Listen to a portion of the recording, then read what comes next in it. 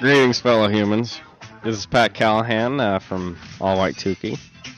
You're listening to another great podcast on the Four Eyed Radio Network. Yeah. It's your good pal Steve-O from the 4i Radio Network. I'm here to talk to you about a wonderful designer we all know, Revenge Lover. Illustrates and designs that fit your personality. For samples and inquiries, please visit revengelover.com. And just do yourself a favor and tell them Steve-O sent you. I know it really doesn't count for anything, but I mean, come on.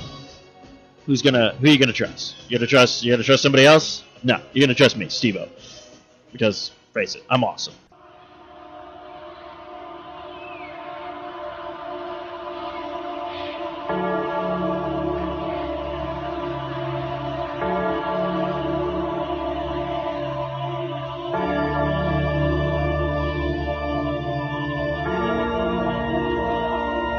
It is time for not another Be Horrorcast. Mister.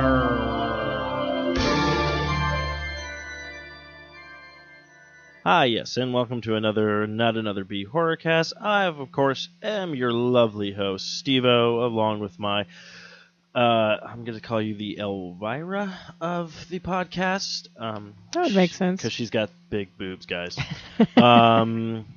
I'm Anna, if you couldn't already guess. So, yes, we are back with another brand new spanking episode of Not Another Be Horrorcast. I know, I've been on the ball this week, kids. You're like, Arcade Bros, Longbox Cast, this new podcast? Now you're going to give me shit going like, where the fuck is all the other podcasts you were doing? But, yeah. Fucker, come on. Not very nice. You'll be fine. No, I want to hurt my feelings and my pride, and I am done. I'm out of here. I don't care about your crap.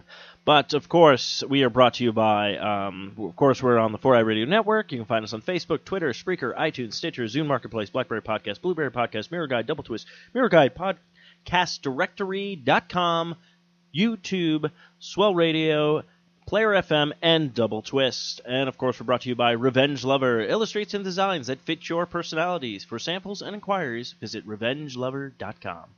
So, of course, before we dive into the show and all the good stuff, let's catch up on what everyone's been doing this week. Anna, what's new with you? Other than not going to work, nothing really. Although, I did finally catch up on the show Sleepy Hollow. Ah, yes, the show I have not watched. It's actually... It takes a little while to get into, but it's very interesting, and for one thing, it's historically accurate, and for another thing, it's very interesting how they take, basically, well-known information about what happened during the Revolutionary War and things like that, and people who were in the Revolutionary War, and kind of give it this weird, supernatural twist. It's very interesting. I don't know. I enjoy it. Very cool, very cool. Sorry, I was just playing with the knobs, trying to get an idea of why I keep hearing this, kind of thing. Well, I'm not hearing it, so I think it's just... maybe it's just me. Maybe I'm just crazy. Probably. Okay, so... what about you? Well, I was going to say, before we dive into my stuff and everything like that, so Sleepy Hollow, this is their third season? I don't know. I don't remember if it's either the second or the third. I want to say it's their second. No, it's got to be their third because it's been on for 2 years. Because I saw it from the beginning, so... Yeah, I think it started up in the October of 2012. Because it... Wait, 2013 maybe? Wait, hold on. 13, 14. Yeah, I think it started off it's premiered in October of 2013, if I'm not mistaken, because this should be their third season.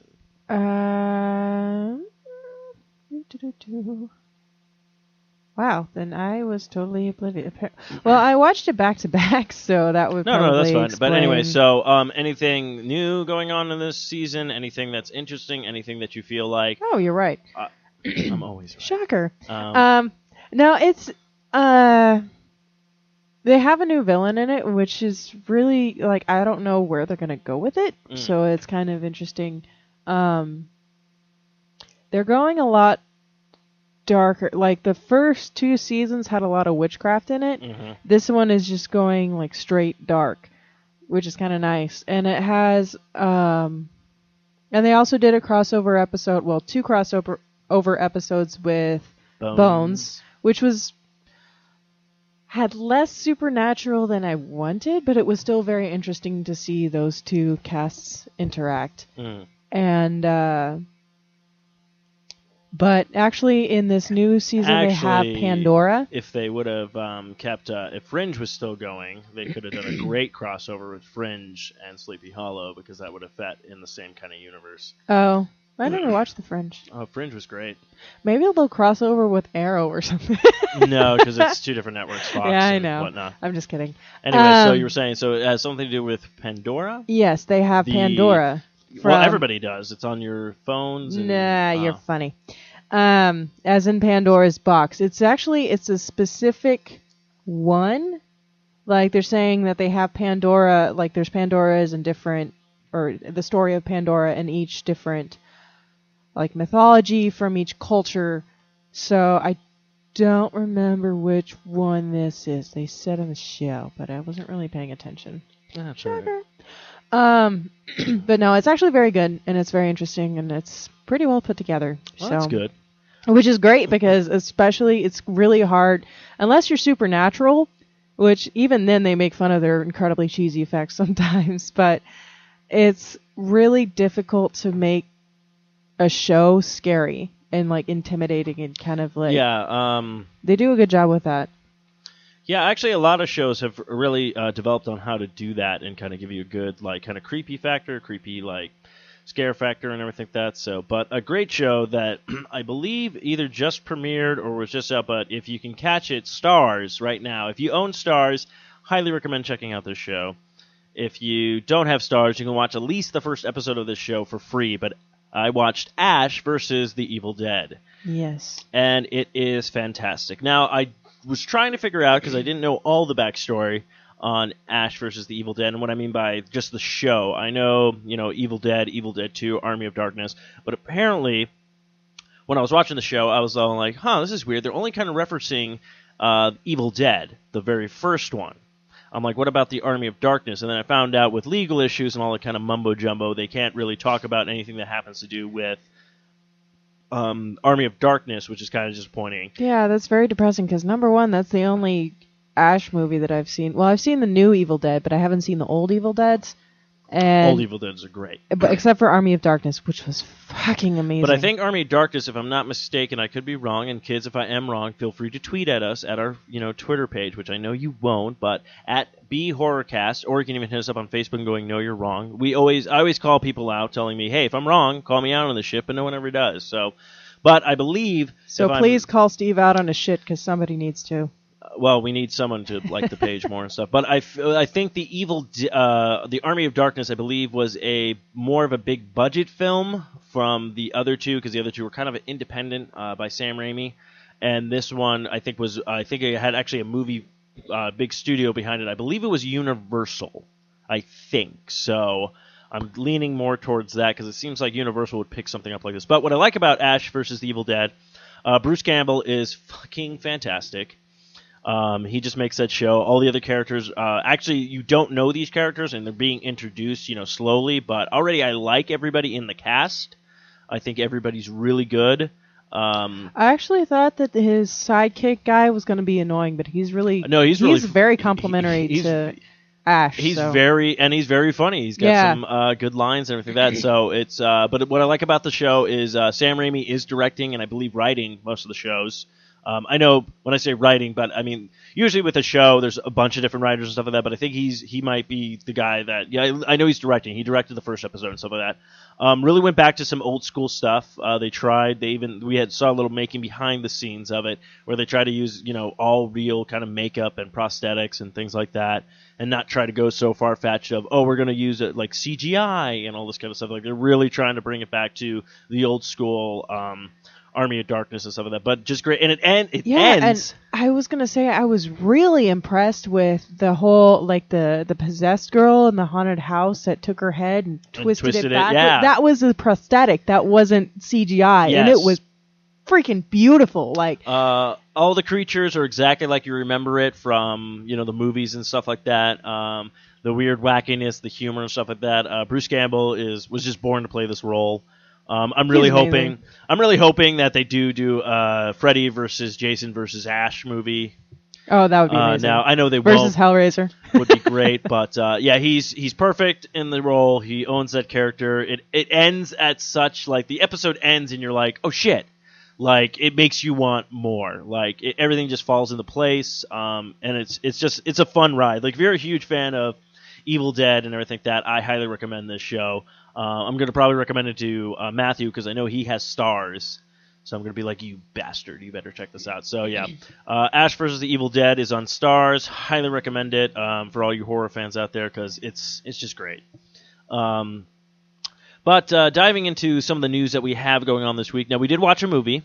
We will get to that. We did talk about it on last week's podcast, what we watched, but we will dive into that for our little period piece. Oh, I will have to share this before we dive into it. So I actually taught somebody about Krampus today. Oh, yeah? Yeah. One of our coworkers who sits in my area, she had no idea because they were talking about Santa Claus and stuff like that. I'm like, oh, what about Krampus? I'm like, if you're going to believe in Santa, you got to believe in his evil counterpart. And they're like, he has an evil counterpart? And then she's like, the Grinch? And I'm like, no. What? No. Krampus. So she looked him up on Google and got really freaked out. And she's like, that's freaking creepy and stuff like that. So actually I thought about it. I'm going to try to find some Krampus decorations. Yes. And probably put that up in my cube. Oh, for this yeah. holiday season, but so I was excited about that because I did mention they're making a Krampus movie. Well, technically it's already been made; it just gets released on December 4th. They do have a bunch of other kind of, I think, Krampus movies that they're working on. I know Kevin Smith is actually working on a Krampus movie, which is actually going to be kind of like a 3-story arc, like almost like Trick or Treat and stuff like that, where it's going to be like a bunch of different stories are happening on this night. That'll be interesting. So that should be pretty interesting if they decide to when they go ahead and do that one. So diving into some news, we're not going to bury the lead on this one. This is kind of a little depressing or whatnot, but some people might not recognize the name, but Gunnar Hansen passed away at age 68, which is really young nowadays. That is But young. you're hearing that name going, who is this guy? This is the man who actually put on the first Leatherface in the Texas Chainsaw Massacre. He was the known as the villain in those movies. Which actually we did some research on the background for those movies, and there are some really fucked like. Okay, I know they say all the time how real life is scarier than fiction. Like they couldn't even make movies about these people because these murderers, these serial killers, because they did such fucked up shit.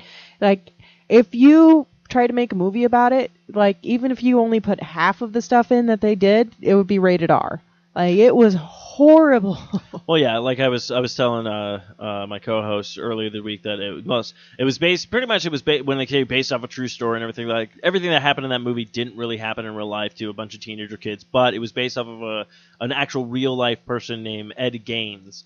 Who was back in the 1950s, who was just a fucked up man, which actually brings me to another good segue that I want to bring up on the show sometime. Maybe we will dive into maybe like a segment of serial killers or something like that. We should have a serial killer we're trying segment. different things. I'm actually thinking of maybe like mystical creature of the week or the month or something like that, where we'll bring up like Bigfoot and how it started and all this kind of stuff. Plus also if people have their own kind of supernatural experience, they can write in and we'll read them on the show and stuff. So yeah, I have a lot of mythological knowledge that we could bring up. Like even Pan is technically a villain in his stories. So as in not Peter Pan, the little kid who doesn't age, as in actual Pan, the creature, the faun. So if you want us to do, or if you don't want us to do a serial killer segment, let us know. If you want us to do like a supernatural segment, basically like a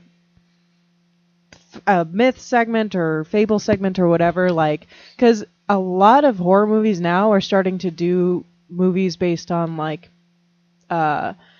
either mythology or just like some sort of like urban legends and stuff like that. So if you guys want to hear about that, so then whenever those movies come up, you actually have the background, let us know, because we need your feedback, people. Come on. But I will say this, so we'll give our tribute to Hansen, but he lived Yes. in Maine for about 40 years where he worked as an actor and a writer. He was actually, he was actually born in Iceland.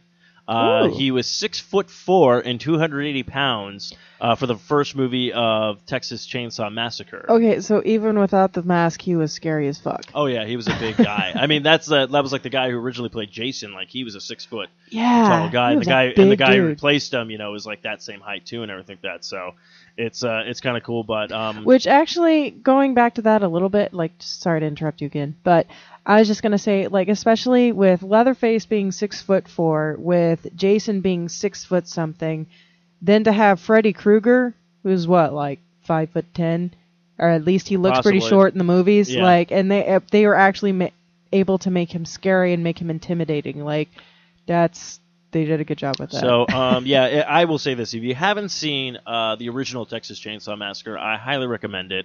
I haven't. It's a great film. The sequel is not as great as the first one, but it is pretty amusing because they knew they couldn't top the first one, so it actually is pretty hilarious. Just seeing Dennis Hopper going fucking apeshit in that movie is fantastic, which will probably end up being one of the movies we will be, reviewing in the later kind of episodes coming on. But yeah, so Hansen, thank you for giving us a character who was scary as fuck but knew how to wield a chainsaw. Hopefully you're chainsawing things up in heaven now. And thank you for making the chainsaw scary as fuck. Scary once again. But this is actually kind of interesting. I found out I think the screening already happened, but I did find this story on Shock to You Drop. So speaking of camps, Yes, so Sleepaway Camp is another fucked up movie, if anyone has seen it. But Felissa Rose is going to attend a special screening of Sleepaway Camp in Hollywood. I believe this is going to happen on November 10th, which, honestly, if you're already listening to the show, it probably already happened. So, but yeah, if we will definitely, this is a movie that I do want to watch again. yeah, and, that happened yesterday. Well, okay, when people listen to this podcast, I don't like to give them actual dates and everything like that. Sorry. Anyways.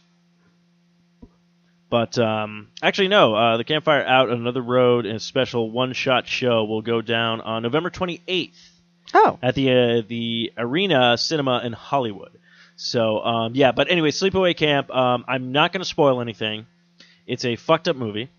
It has a fucked up twist at the end. Yep. Robot Chicken made a great fucking joke about it.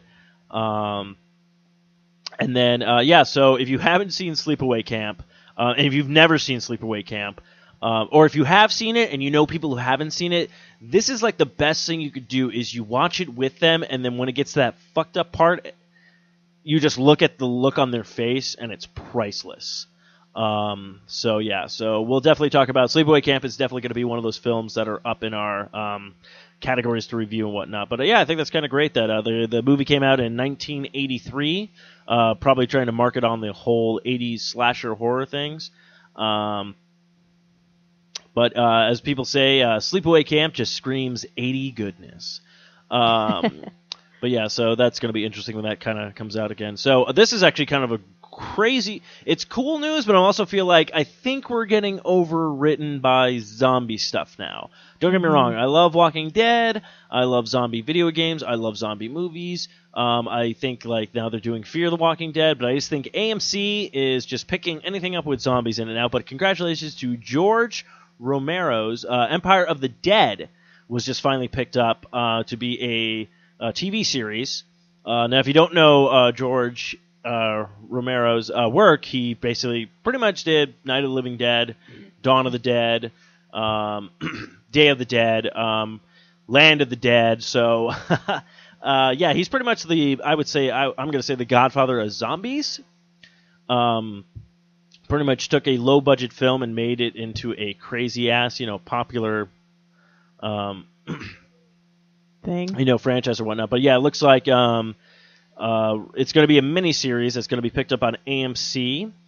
I believe it's based off of, if I'm not mistaken, let's see, AMC have stirred up shows about ad men, androids, drug kingpins, computer engineers, revolutionaries, war spies, and cops of all stripes.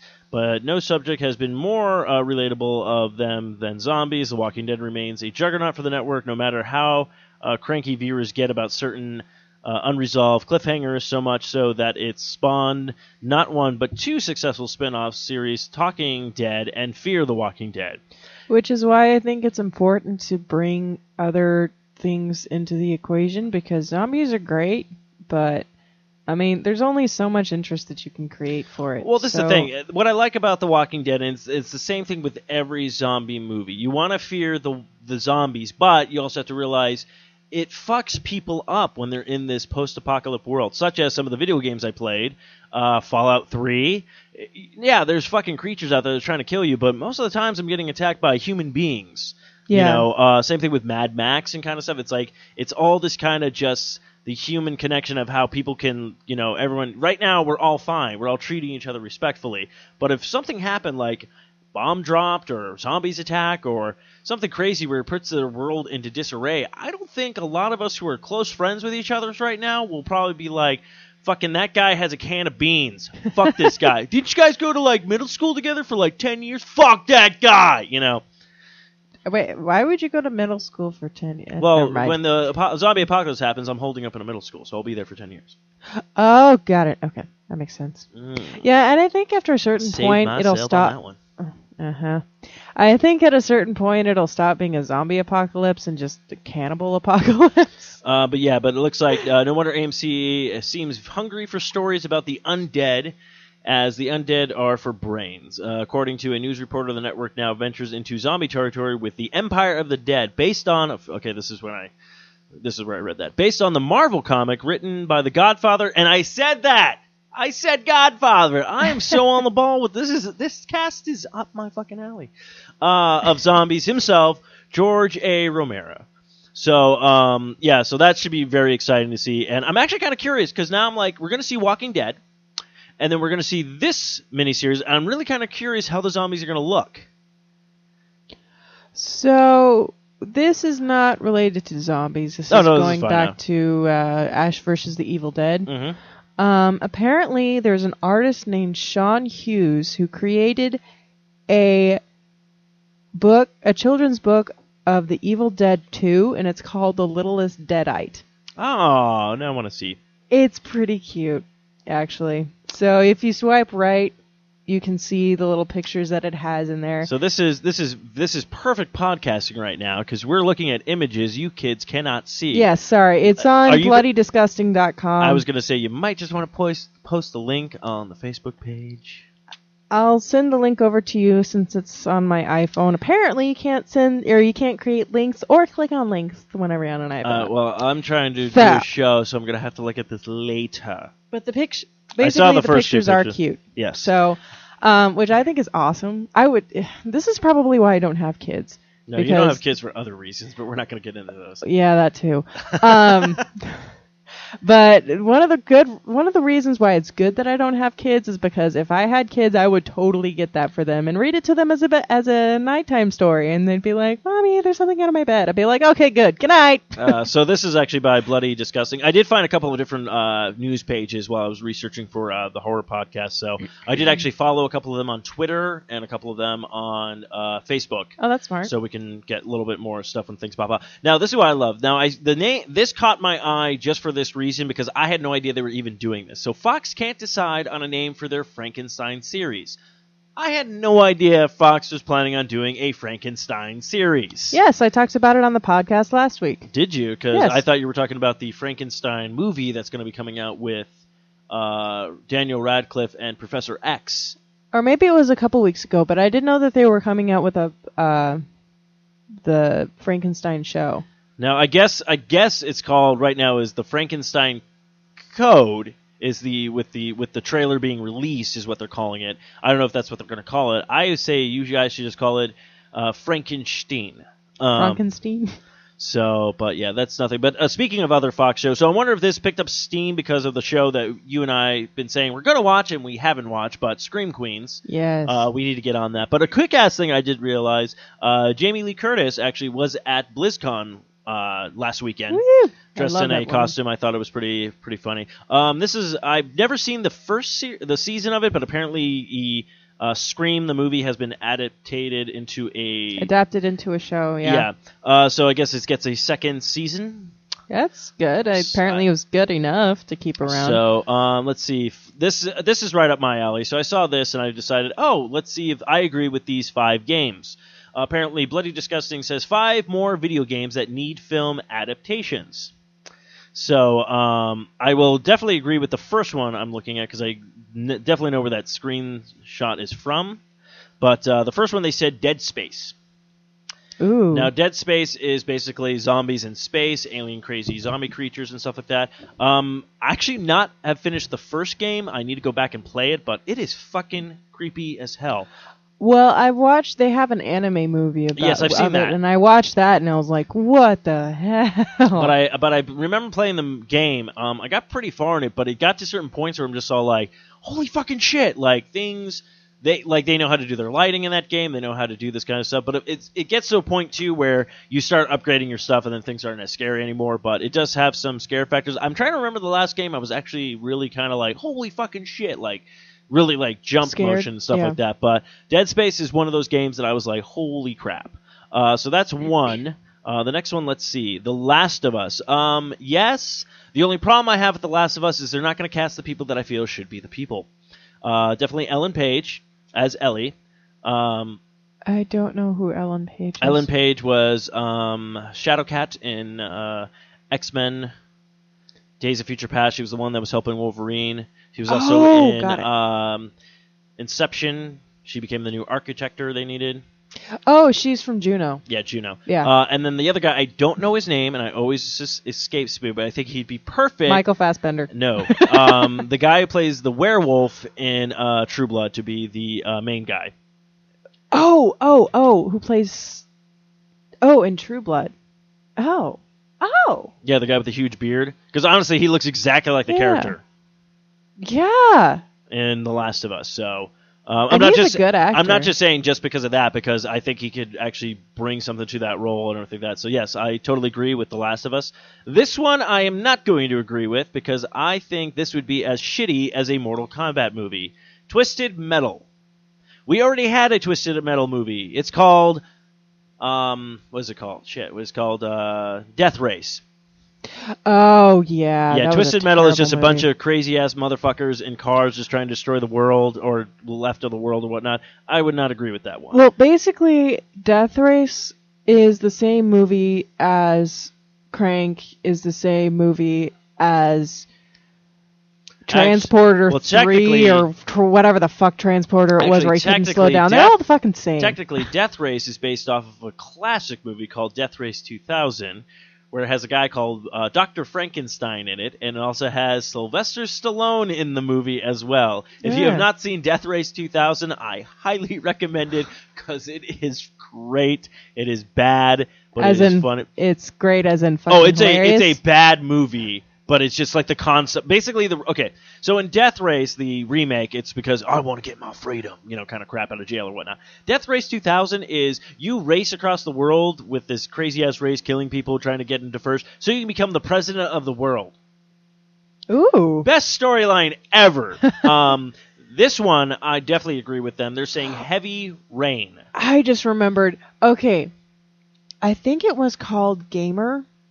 It was literally Death Race without the cars. It was another movie that they came out after Death Race came out. Oh yeah, with Yeah. This is Madness. No, this is Sparta. That guy. Yeah. Crap. I just forgot his name. Yeah, I know. I never saw it though, but Yeah, it's it like was- it's like the kids take over these people, and they're playing a video game. Yeah, but it's actually literally Death Race without the cars. It is the dumbest movie. I refused to see it, and I heard terrible things about it. So thankfully, I was working at Harkins for both whenever Death Race came out and whenever that movie came out, and I saw Death Race for free, and I still wanted my money back, and I refused to see the next one, the Gamer one. I think it was called Gamer. And I heard really terrible things about it. So, sorry, continue. Anyway, Next so movie. as I was getting into with Heavy Rain is a movie I would love to see because that was a phenomenal video game based on a guy who kidnaps children, and then with the rain pouring constantly in the area that they're in, the kids would die of drowning, and he would leave a origami thing with them, and he became the Origami Killer. That is fucked It's a up. fucked up game. You play as. It's basically, I think it's by the same people who did the new game that just came out, Until Dawn. If it's not, it's basically kind of like a predecessor to that, because you basically play as like 5 different characters trying to, like, one guy's trying to find his kidnapped son, one girl's trying to piece her life back together with something else, and all these characters kind of intertwine. There's an FBI agent with a drug habit that you have to deal with when you play the character and stuff like that. It's a great game. It's fucking fantastic.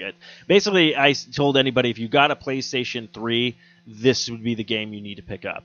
But yeah, I totally agree with that one. And I have not played this game, but I guess they want to make it into a movie, I guess, Until Dawn, which we were just talking about. Pretty much the choose your own adventure with the teenager kids. Now, as soon as I get my copy of Until Dawn, which I don't know how long that'll be because other stuff is coming into play first, but I will probably start twitching the playthrough on that, so I'll definitely send that link up so you horror kids can watch me either die, survive, or just have fucking fun with that game. But yes, I totally agree with 4 out of the 5 of those video games that they picked out. And also, going the other way, a movie that's being turned into a game is Friday the 13th. I don't know. I think we've talked about this a little bit, but they are turning it into a video game. They did get the funding for the Kickstarter, but they still need more funding in order to get it to be the full potential that it could be. So they hit their first goal. They have several stretch goals beyond that, and it looks phenomenal. Yeah, it's looking really good. And it makes me wonder if they want to do other kind of games like that as well. Like, I could see a Freddy Krueger game kind of being like that, where you're in a dreamscape world and you have a couple of your other friends playing with you. You have to try to either be Freddy and kill people in unique ways, or all those other kinds of stuff. Or survive. And it would also be interesting if you didn't know which one was the real world and which one was Dreamscape until he popped out. Well, not even like that, but like something like happen, like you think you're in the real world, like okay, I'm safe right now, and then you walk over, pick up a phone, and then like it does something, you're like, oh shit, like it turns into an eel, you're like, okay, this isn't real. Yeah, kind of stuff. Apparently, Rob Zombie. We talked about his film later, I think in a couple of early podcasts, but this film, Rob Zombie, is in the final stages of his one movie, 31. It looks like they're wrapping up filming and everything like that, so that should be pretty interesting. So it looks like it should be able to premiere in 2016 at the Sundance Film Festival in January. Hopefully it'll be debut. That was the guy's name I was trying to remember. Malcolm McDowell is going to be in it. He was the guy in... I like how my co-host just looks at me when I ramble on stuff, and I'm like, okay. He was in Clockwork Orange. Oh, yeah, that's right. You're trying to remember his name the other day. He's actually, I think he's doing pizza roll commercials right now, and they're hilarious. That's awesome. He's been in a bunch of shit. He's actually was in the remakes of his of the Halloween movies that he did. He actually played the professor doctor guy in that one. I think it was a therapist or something like that. I forget what. But yeah, so that should be pretty cool. So yeah, so that movie's wrapping up, and then so this actually works out for us. So we did watch a movie, which we're not going to talk about until the Christmas season, and I'm not going to tell you which movie it is until we get to that episode, but we did watch a movie that will be coming towards the Christmas season. We're trying to find holiday-themed movies to watch during the holidays. So this actually went right up my alley when I was looking for it. Apparently it's going to be it's either on Netflix right now, or it's going to be on Netflix soon, but an all-new slasher is on Netflix for Thanksgiving. Ooh. So, this is on the site, but this is called, Dimensions Thanksgiving Slasher is now on Netflix Instant. I believe it's called Christie. Okay. So, it looks like is a homage to the 90s slasher. It takes place when the rest of the camp is home for the Thanksgiving holiday. Justin spends the weekend in her college dorm studying, relaxing, blissfully unaware of the terror that is about to unfold outside in the cold. Suddenly confronted by a gang of violent outcasts, Justine Quiet Long Weekend becomes one long lesson in survival, as she is terrorized in unnecessarily blizzards and brutal ways, leaving it up to her to figure out her attackers are, if they can be stopped. So the trailer is out right now. So that's going to be that's a treat. So if you're spending Thanksgiving alone, kids, no. So I think we'll probably have this episode. Actually, this episode might because I'm thinking this is going to be the next movie we watch. will probably definitely be this one. So we'll definitely watch this one, give you the breakdown of it. But it'd probably be we probably because our next episode will either drop on Thanksgiving, not the next week one, but the following week after will either drop on Thanksgiving. So you guys will either listen to it or not, or we might not even have an episode. We'll figure that out, but during the holiday season. But yeah, so I think this is going to be the next movie we watch. So here's at least a Thanksgiving slasher movie compared to the Killer Turkey movie that I've been trying to find that I watched a long time ago on Netflix. That sounds amazing. Oh, it's dumb as hell, but it's again, like I said, one of the movies I'm trying to hoping to pick some good movies, but there are going to be some bad movies in the horror genres, as you kids know. So yeah, no, there's some bad movies in the horror genre. I know, it's surprising. It's shocking. It's surprising, but yeah. So go ahead and check out Christie. It should be on Netflix Instant right now. So we're going to go ahead and review that movie for next week. Oh, so sweet. Without further ado, let's talk about the movie we recently watched. Actually, I have a couple news things. They won't take long. This is not big screen. This is little screen. This is shows that are coming up. So, 2016, they are actually going to create. It premieres January 25th. It's called Lucifer. Oh, that's right. What network picked it up? Fox. Oh, so it's probably gonna have a great cult following. It's probably gonna do very well as the ratings, and then Fox will go, yeah, we're not gonna pick it up for a second season. Probably because it has executive producer Jerry Bruckheimer and director Les Wiseman, who directed the movie Underworld. Oh yeah, they'll probably get rid of that after the first season. I'm sure. And then Sci-Fi will pick it up, and it'll be fine. And it'll end on a really good cliffhanger too. Probably. But then we won't get to Sci-Fi won't pick it up for another maybe 5 or 6 years, so we'll all forget about it. And Pretty then much. We'll all be bored and we won't care. Although who knows if it'll actually be good? I can see it going either way because it's Lucifer. Well, his name is Lucifer Morningstar. So is he a gay guy now? Yes. Hi guys, I'm Lucifer Morningstar. It just makes me think of that comedian. I just blanked on his name for a moment, but he does a bit about.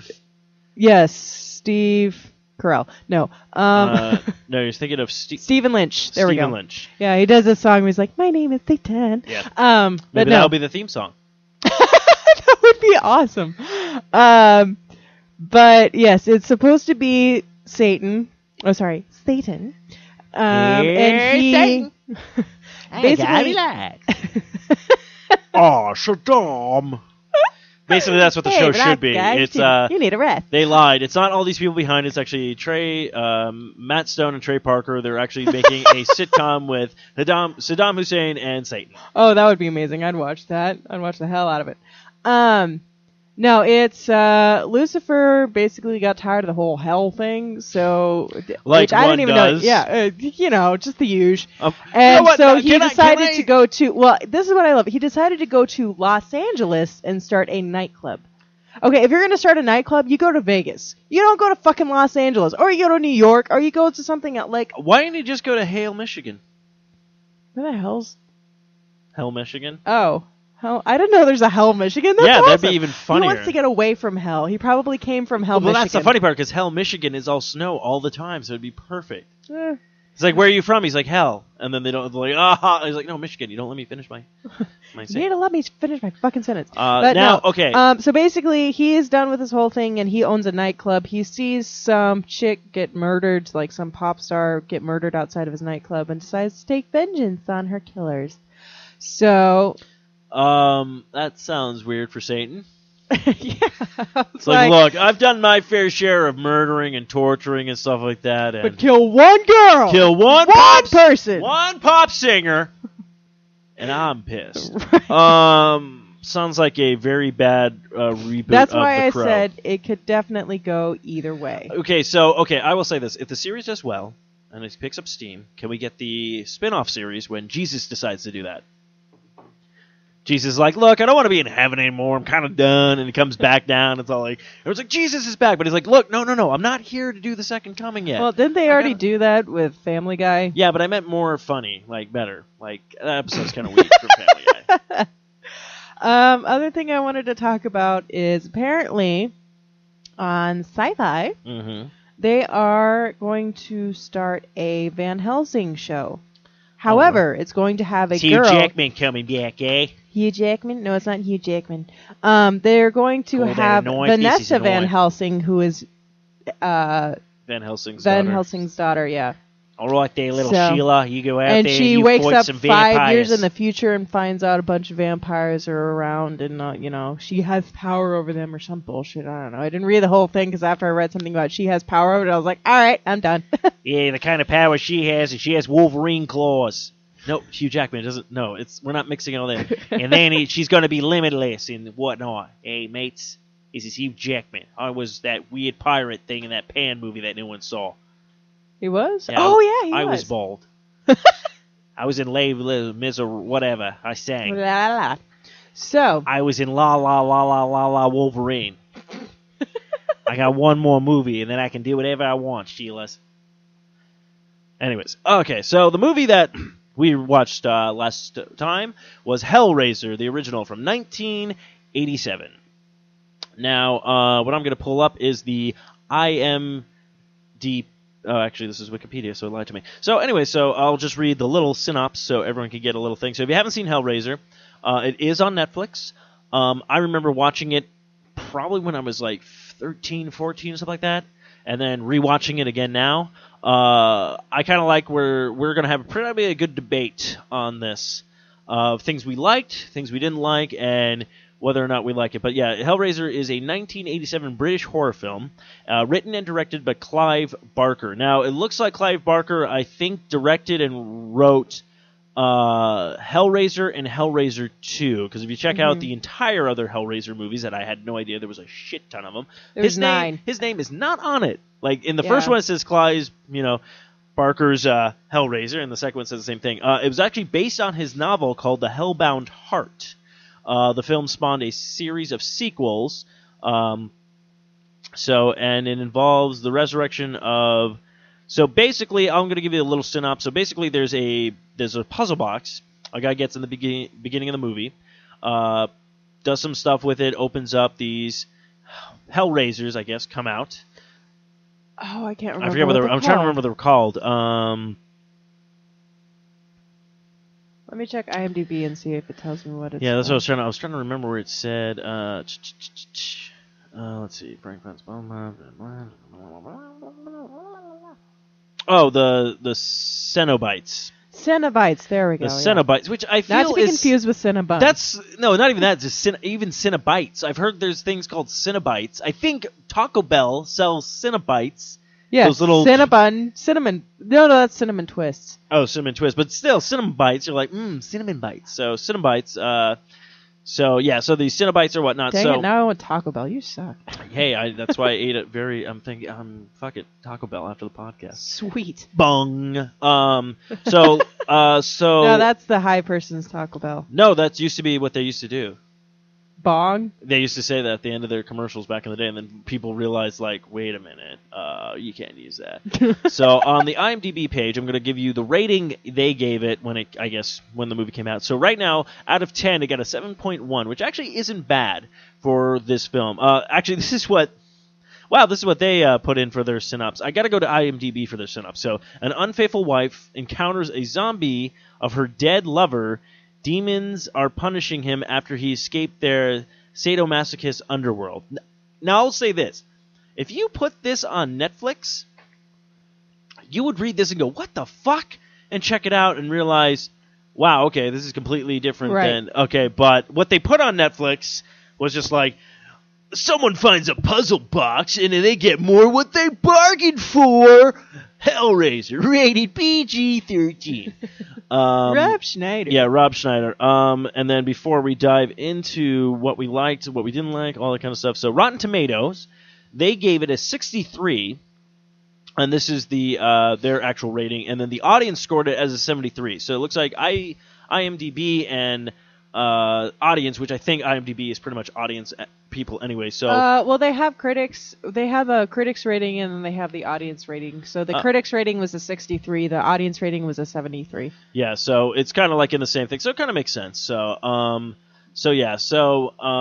I'm gonna pull up I'm going to be perfectly honest. It seems like indie movies get a higher rating on Rotten Tomatoes from the critics just because it's indie and they think that they have to be cool and blah blah blah. No, I and agree. so it'll be like 90%, and then user rating is like 20%.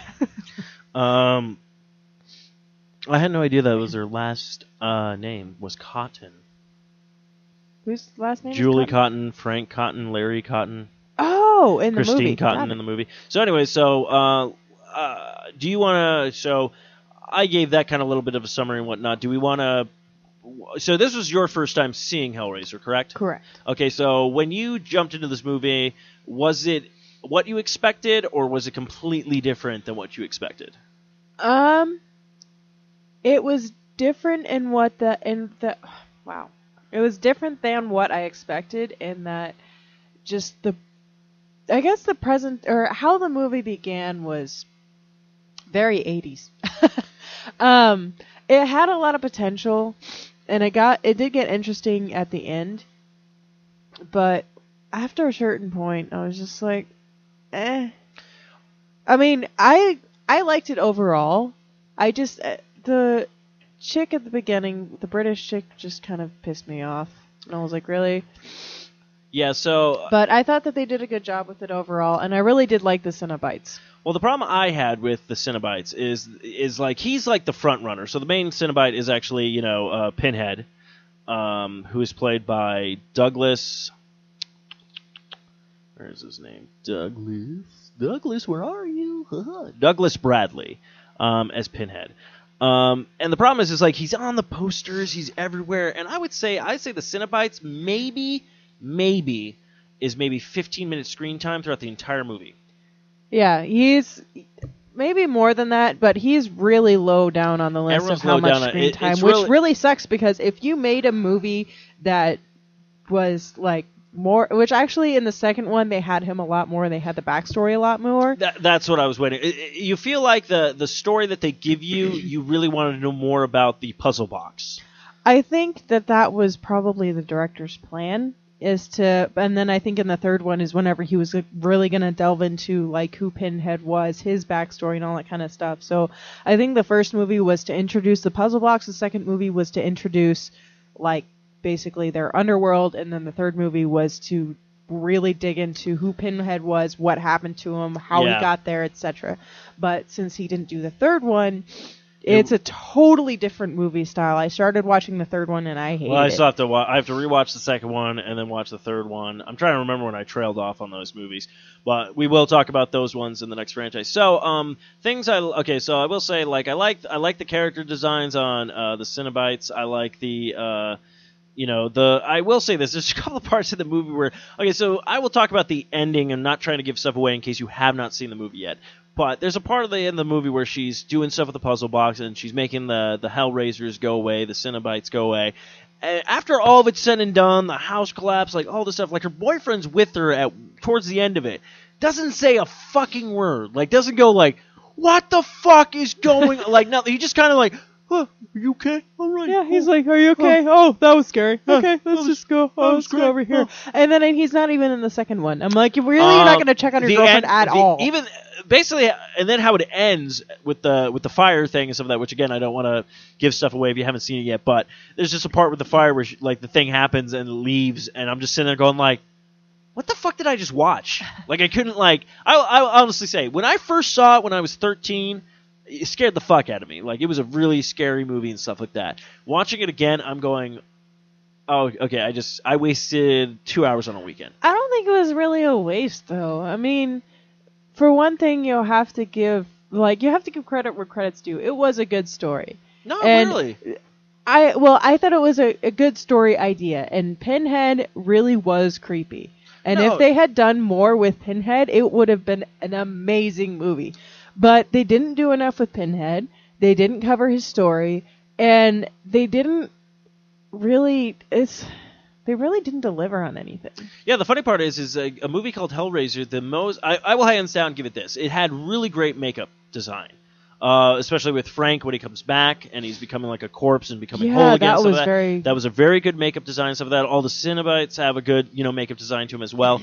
The only problem I have with it is like the guy escapes from them, puts himself back together, and when they find out, they track him down. But instead of giving him like a worse torture to kill him again, they do the same thing that they did before. They just rip him apart with the chains and everything like that. I think that was just the start, though. I highly doubt that was the end of it. I'm pretty sure that like that's just kind of how it starts and it goes from there. But yeah, with the Cenobites in the first movie compared to the second movie, the Hellraiser, the lead Pinhead, whatever you want to call him, Pinhead is his he was a lot creepier in the first one than he was in the second. Like a lot creepier. Like his voice was disturbing, and just like his overall, like how they filmed him and the way he stood and the way he like held the box and everything. And actually, in what's it called, Cabin in the Woods, they have a character that's like him. Yes. And I like that was actually my favorite character in Cabin in the Woods, even though I hadn't seen Pinhead, because it was, for one thing, it was the creepiest character, and for another thing, like in Cabin in the Woods, they actually made him seem sad, so made it seem like he actually had like a personality and a storyline behind it and everything. But that's a totally different movie.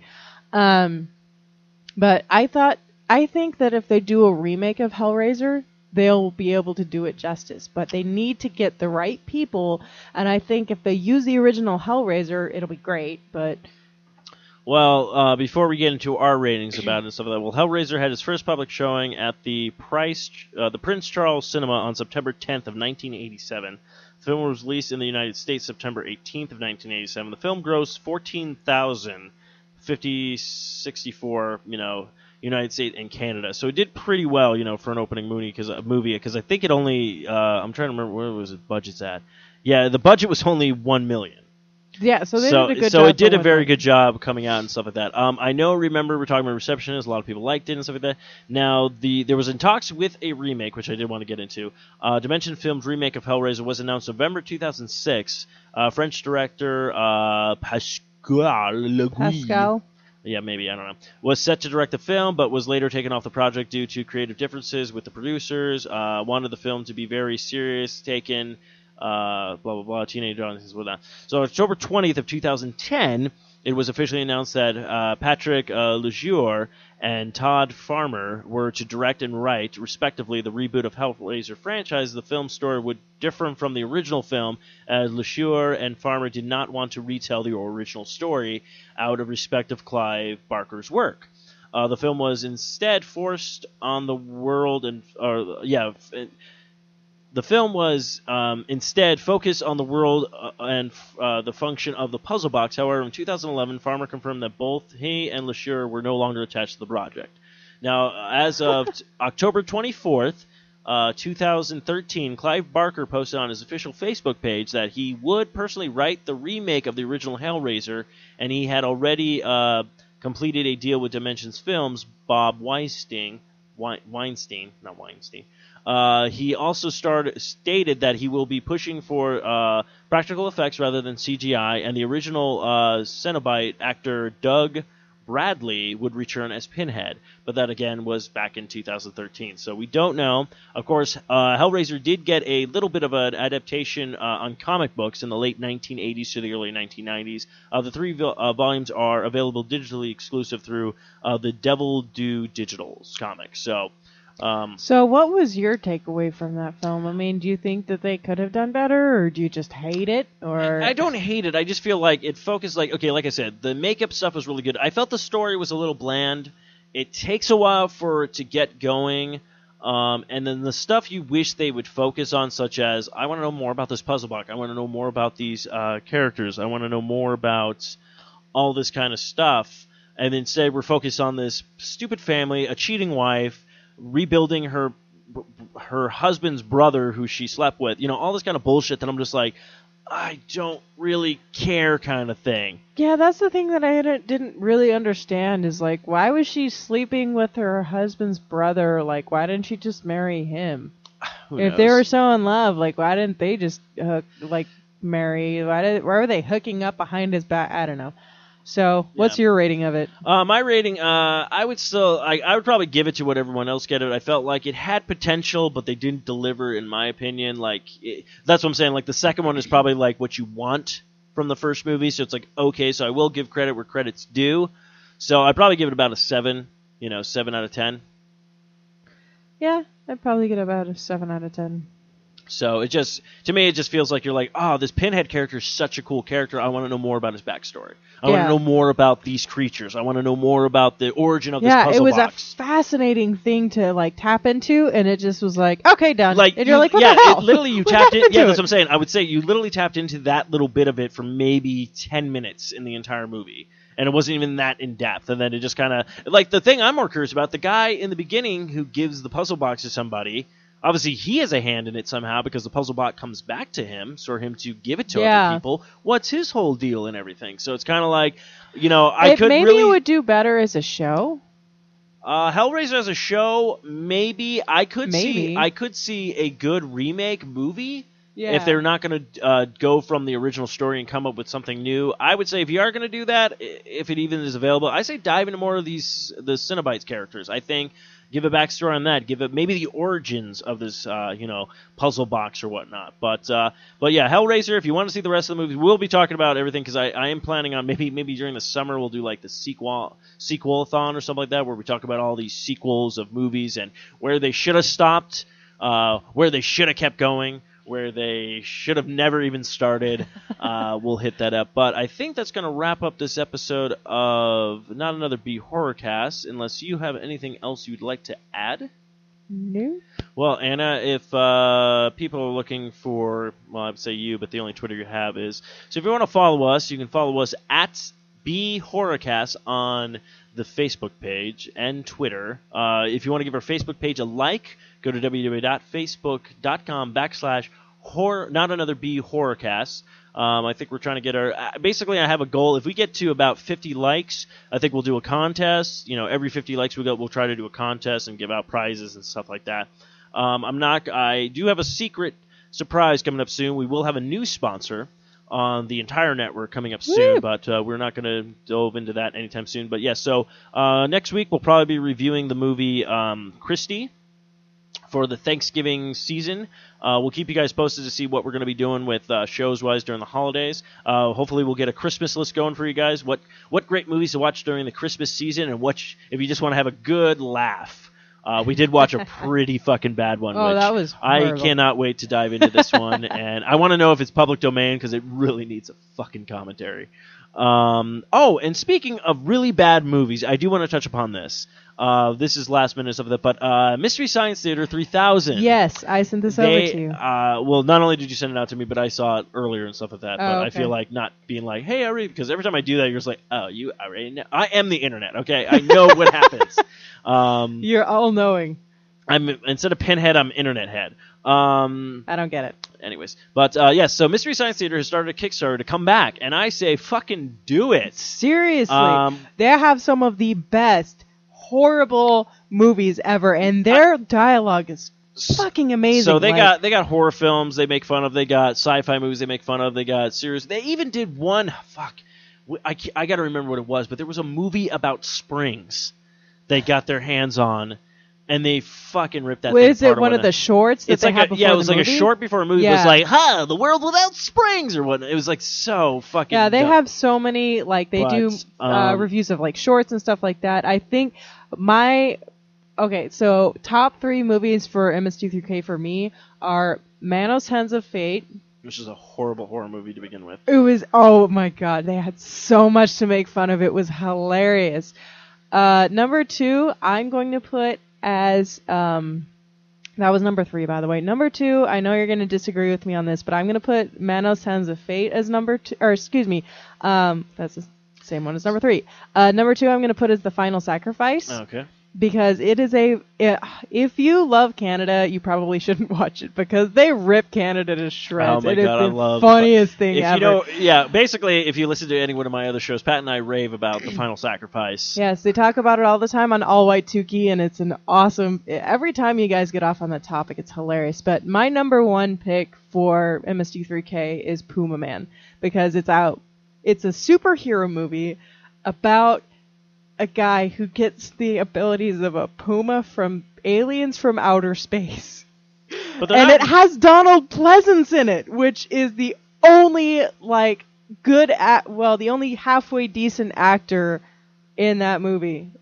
Yeah, but the only problem is like you say he gets powers from a puma, but I don't know any puma that can do the stuff that man does. In I Puma know. Man. They're talking about. They're like, I don't think pumas are really known for flying. Yeah, I would have to say if I'm going with the top three, number 3 will have to be actually the science mystery theater movie, This Island Earth, which I thought was phenomenal because they did not only did they have great sketches in between the movie and stuff like that, but you actually got to see a pretty good production value of Mystery Science Theater 3000. One of their best sketches, I thought it was a terrible movie. It was a movie about cloning or some crap, but they had Mike doing river dancing in one of the breaks in between the movies. It's the funniest thing ever. Oh, it was awesome. I think it's in season 9. So I would say that was number 3 for the movies, This Island Earth. Number 2 is going to be, what was the one? I just had it. Gamera, because I'm a huge monster movie fan and everything and they just ripped that one apart, especially like, because you're watching it going like, what the fuck, and stuff like that.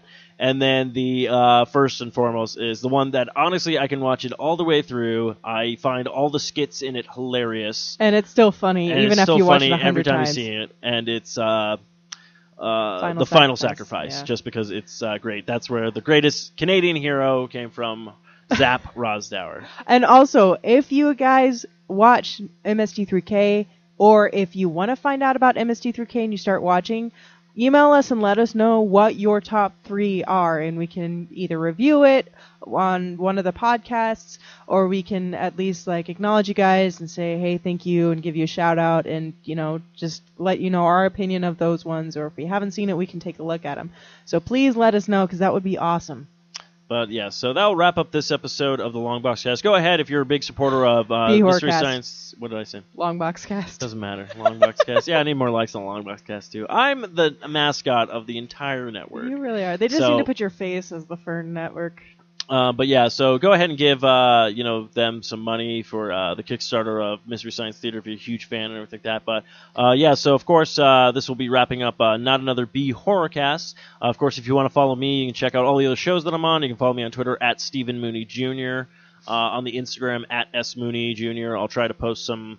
I've been trying to find some more horror stuff. I need some stuff in my house to put up or whatnot. But and then I should get Killer Clowns from Outer Space. Oh and my God. then I will never come over. I love Killer Clown from Outer Space. That's a movie that we have to watch. watch. It. Oh my no, God. I refuse to watch it. No, because this is why.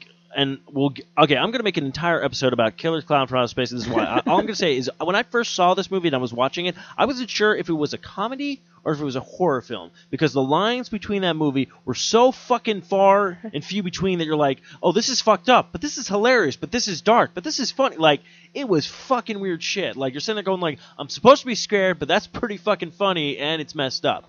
All I'm going to say, if people have watched this movie, is where literally there's this little clown with punching block arms, and they go, this biker dude's like, what are you going to do, punch my block off? And he literally punches the guy's head off. It's fucking great. I'll be crying during the entire movie. I love that movie. Makeup design is great in that movie. So, yes, we will talk about Killer Clowns from Outer Space. Actually, there's a guy I want to get on the podcast who's actually been on our podcast for 4i Radio Network, Socially Awkward, Benjamin. I just totally forgot. He posted a picture 2 years ago that he did a drawing of, the little kid from Trick or Treat, Sam. Yes! And then he did Jason, and actually 2 people who were cosplay of those 2 were holding those pictures up into this picture or whatnot. So I forgot he's a huge horror fan. I should get him on the podcast sometime so we can talk to him, and I can talk about some of his cool artwork that he does for because he actually did the Army of Darkness thing that I have in the room. Oh, the My Little Pony. My Little Ponies with one. And actually he ran into, because they auctioned it off, I know we're rambling and this is going to be a long episode, he auctioned it off at the Phoenix Comic Con I think 2 years ago when Bruce Campbell was there, and Bruce Campbell said the only problem he had with it was the chin was too small. But, yeah, so that's going to wrap up this episode of Not Another B Horrorcast. Don't forget to check out all the other great shows on the 4i Radio Network. And before we head out, do you have your words that you say at the end of this podcast? Carpe Noctem.